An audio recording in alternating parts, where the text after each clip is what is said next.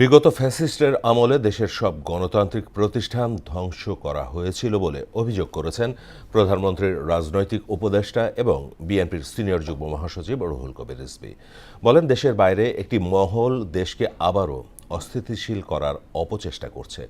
জুলাই সনদ বাস্তবায়নে সরকার কাজ করছে বলেও জানান প্রধানমন্ত্রীর এই রাজনৈতিক উপদেষ্টা। তানজিদ ভুইয়ার প্রতিবেদন। সোমবার সকালে আইইউবিএটিতে তারুণ্যের স্টার্টআপ ও সম্ভাবনার বাংলাদেশ গড়ার লক্ষ্যে আলোচনা সভা ও শীর্ষক সেমিনারে যোগ দেন প্রধানমন্ত্রীর রাজনৈতিক উপদেষ্টা এবং বিএনপির সিনিয়র যুগ্ম মহাসচিব রুহুল কবির রিজভী।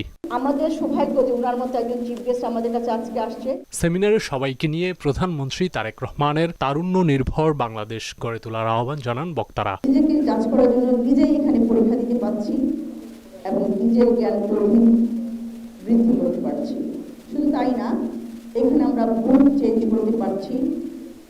যে কোনো প্রয়োজন ডক্টর উকিল যখনই আমরা যেটাই প্রয়োজন মনে করতেছি। আমরা দুঃসময়ে বাংলাদেশের পাশে ছিলাম।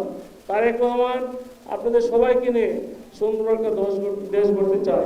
আমরা যদি একসাথে কাজ করতে পারি, ইনশাআল্লাহ আমরা আগামীতে বাংলাদেশের মানুষকে একটা সুন্দর দেশ উপহার দিতে পারবো। এতে প্রধানমন্ত্রীর রাজনৈতিক উপদেষ্টা এবং বিএনপির সিনিয়র যুগ্ম মহাসচিব অভিযোগ করে বলেন, বিগত ফ্যাসিস্টের আমলে দেশের সব গণতান্ত্রিক প্রতিষ্ঠান ধ্বংস করা হয়। একজন ভয়ঙ্কর দানব রাষ্ট্র ক্ষমতায় টিকেছিলেন, জোর করে সমস্ত প্রতিষ্ঠানকে ভেঙে কি নির্বাচন কমিশন, বিভিন্ন ডেমোক্রেটিক ইনস্টিটিউশন, গণতন্ত্র যেখান থেকে শক্তিশালী হয়, জুডিশিয়ারি, ইলেকশন কমিশন, তারপর মিডিয়া, সবকিছুকে ভেঙে তছনছ করে দিয়েছেন।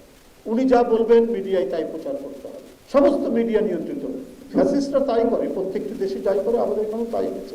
দেশের বাইরে একটি মহল দেশকে ফের অস্থিতিশীল করার অপচেষ্টা করছে অভিযোগ করে জুলাই সনদ বাস্তবায়নে সরকার কাজ করছে বলে জানান তিনি।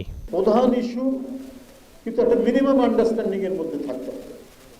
সেই আন্ডারস্ট্যান্ডিং এর মধ্যে না থাকলে আবার গণতন্ত্র বিপন্ন হবে এবং এই বিপন্ন হওয়ার মধ্যে দেশের স্বাধীনতা সার্বভৌমত্বের সুরক্ষাটাও নিশ্চিত হবে। গণতন্ত্র বিরোধী শক্তির পুনরুত্থান করতে পারে।